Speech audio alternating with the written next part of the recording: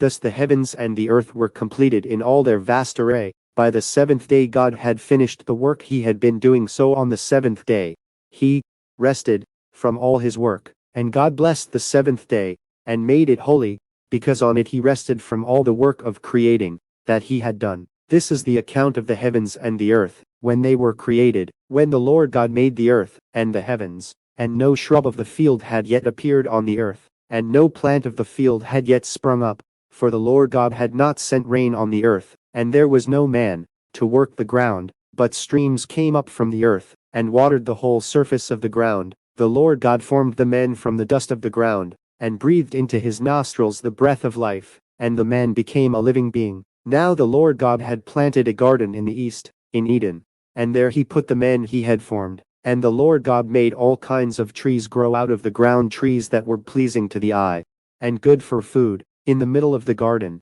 were the tree of life, and the tree of the knowledge of good and evil. A river watering the garden flowed from Eden from there.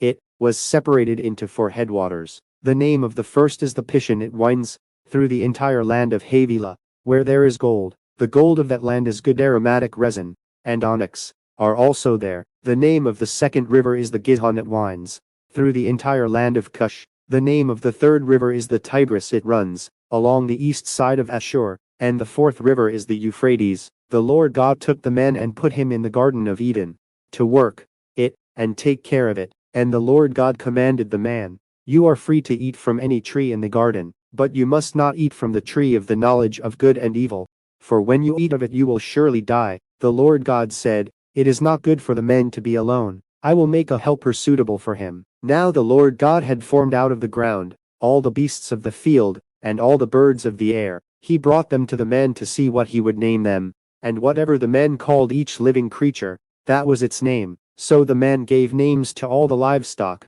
the birds of the air, and all the beasts of the field. But for Adam no suitable helper was found. So the Lord God caused the man to fall into a deep sleep, and while he was sleeping, he took one of the man's ribs, and closed up the place with flesh. Then the Lord God made a woman from the rib he had taken out of the man, and he brought her to the man. The man said, "This is now bone of my bones and flesh of my flesh. She shall be called woman, for she was taken out of man. For this reason a man will leave his father and mother, and be united to his wife, and they will become one flesh." The man and his wife were both naked, and they felt no shame.